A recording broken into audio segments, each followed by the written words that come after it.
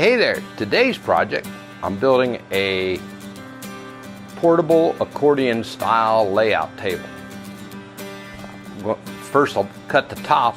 It's going to be 4 foot by 5 foot finish. And then I'll leave a overhang all the way around the top for the frame to sit up under it. I've looked at a couple of YouTube videos where they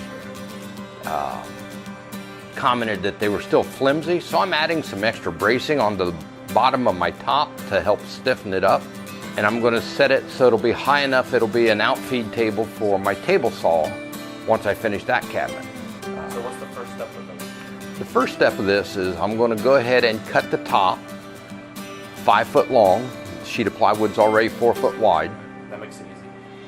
Yeah, it makes it very easy. You don't have to glue anything together on that part. One cut. 6 foot, 5 foot. So this table's going to be a single cut, just your own at 5 foot, and then the top of it will be done. Okay. Pretty much 5 feet.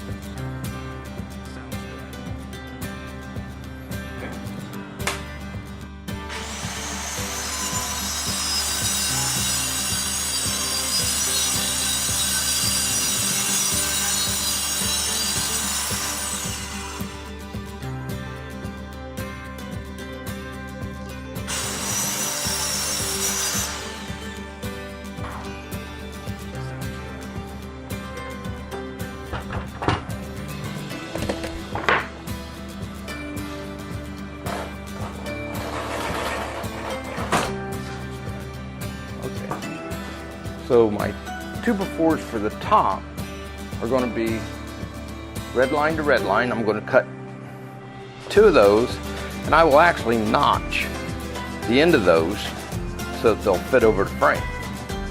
Okay, so I will cut 2 2x4s, 42 inches. Okay, so now I'm ready to build the frames.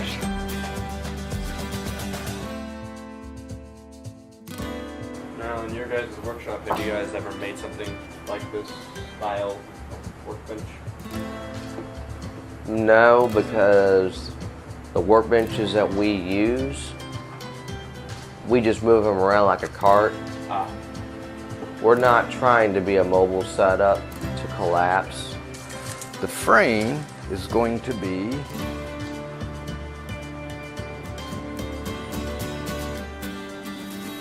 51 inches long. I will build one frame, and at lunchtime I'll go get me a 2x4. You ever run into that problem, Andy, that in the middle of a job you have to go get more material? Like Craig screws or... At the shop? No. On the road? On the road again. On the road, actually, it's usually not screws and hardware. On the road, it's, oh, nail gun died. Time to go get another nail gun. Or, oh, air hose don't work, is shot. We need to get another air hose. That kind of thing. Okay, so now I want my height to be 35 3/8, and it's 3/4 inch plywood. So 35 3/8 would be 34 5/8. Put the mark at the end of the tape, because I had already subtracted the 3/4 inches for the top. So put the mark at the end of the tape.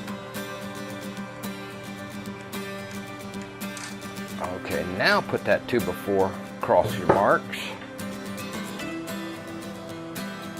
And that should give me something closer to 28 1/4 between them. Hey, look at that. Okay, that one's 28 1/2. Okay, 28 1/2. So I need 4 pieces, 28 1/2. Okay, that's an outside frame. I'm 1 piece short for that outside frame, so I'll pick that up at lunchtime. Okay, so what do we need to do first? Okay, what we're going to do now is 2 Craig jig, 2 pocket holes in the end of each board, All right, we made it to the store. I got the board I need and got a couple other things like a new tool. Can always use tools. So this is the top rail. And this Craig jig is the bigger package of the Craig jig accessories, and as a result, we can attach our hose to it for the shop vac, which makes it a whole lot more cleaner and a whole lot less dirt. It also allows me to just do it. So it's gonna be fun. All right, so we've got to cut a board first. Got to cut a board first.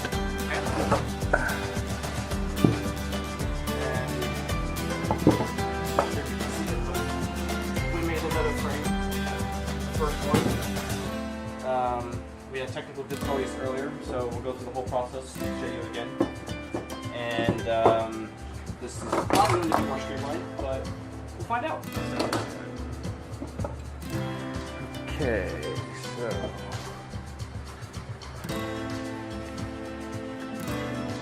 all right, this one's going to go together the same way. Okay. So Makes it easy. while I'm cutting the bottom plate here, you can go ahead and start doing the Craig jigs. Okay. 2 in each end, 2 in each end, 2 in each end, and then centered around the foot mark.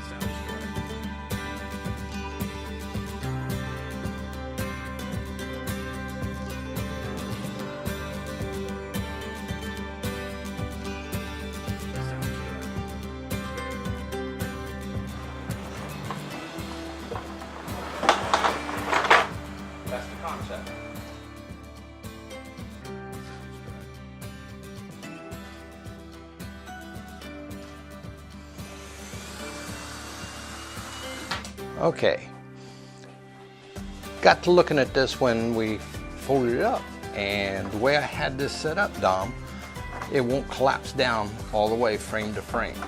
That doesn't help because that's what you wanted to do. Correct. So what we're going to do is reposition the hinges to the inside of the frame and the hardware.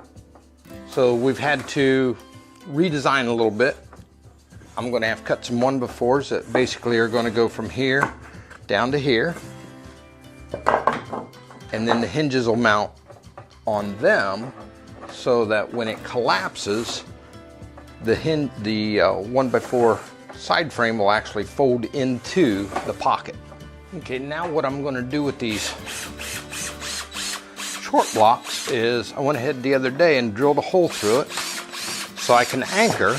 Now I'm going to mount it to the front of the table frame, because what that's going to do is allow me to secure the tabletop on.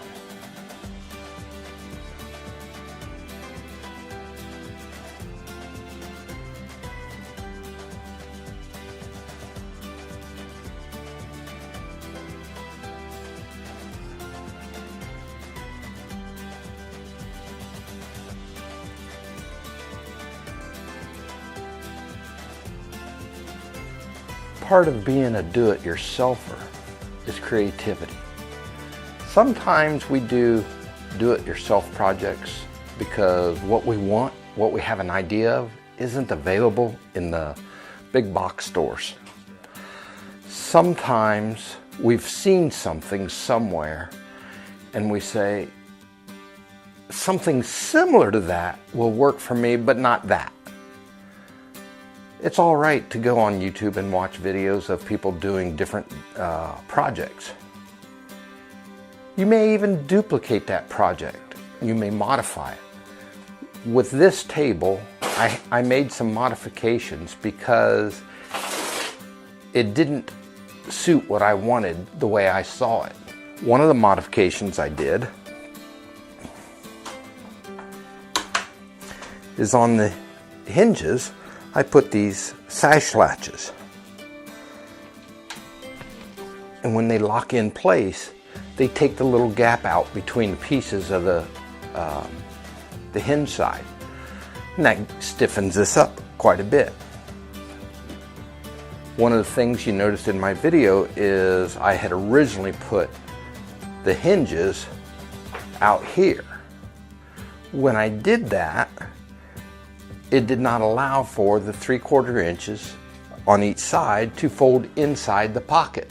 So that's why I had to redo the design of my frame for the table. I had overlooked that. And then, as you can see, because the hinges are pivot points, the table is still flexible. So at the end of building it, you saw I went ahead and I cut 2 more 2x4s.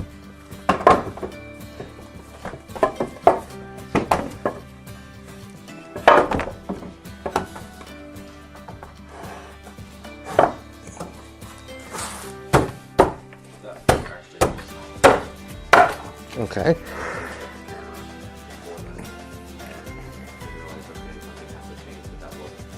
Okay. My media crew just informed me that we had already stopped filming by the time I did that. But I realized that for me to set the table up as a single person doing it, I needed to make some changes because, as I had just demonstrated, it was still floating like this, like a skier. Well, these 2 2x4s now, they wedge down into the corners, they stiffen it up so that it no longer flexes. It's more of a unit, which allows me then to put the tabletop on top. Some of the videos I had seen, their tabletop is smaller. Mine is a 4-foot by 5-foot piece of 3/4 inch plywood.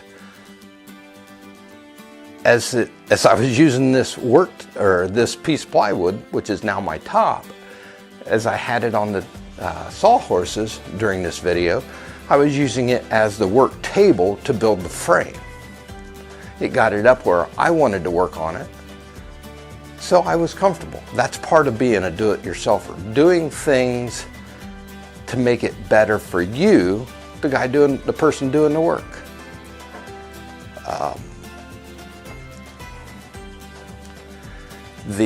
Some of the other videos I've seen, the table is not attached to the frame when it's in storage. Well, I wanted my table attached to the frame, And that's why I have the bolts in it. That's why I have, that's one of the reasons I have this rail on the tabletop. This rail also comes in and it sets flat against the ends of the frame, and I run a bolt through this hole and through the end hole here, and then I run another into the inside of the frame. This stiffens up the top just as the 2 2x4s stiffen up the bottom to keep the table more solid when I'm working on it. I had 2 choices. I either bought more sawhorses because I would be using 2 of them as a layout table and a build-up table, or I had to come up with something else. So I came up with this. And to the people who already had videos out there with similar projects, I thank you for them, because they gave me ideas that I then could incorporate into my own thought process. Originally, I was going to put this block of wood attached here so that when I lifted the table up, it would just set right over that. And as long as that corner was against the frame, I was in place. Well, originally also this rail was going to be notched in here, but I realized that would weaken the frame. So to keep the strength of the frame, I moved the rail to the outside of the frame, put this block on the front, because now with it being anchored to the frame, I have the anchor point for the bolts. I don't need to put the nuts on the inside of the on the ends of the bolts, because there's enough stability in the frame and weight in the top that the bolts just keep the top from lifting when I am pulling something up or something like that. So those were some of the changes I made to the designs that I saw on YouTube. I commend the YouTubers for their creativity, and each of us does things a little bit different. So I wanted to share my difference with y'all. Hey, thanks for watching. I'm glad you're here with me today. I hope you were either educated or entertained by my video. So like it, share it, and catch me next time. We'll see you.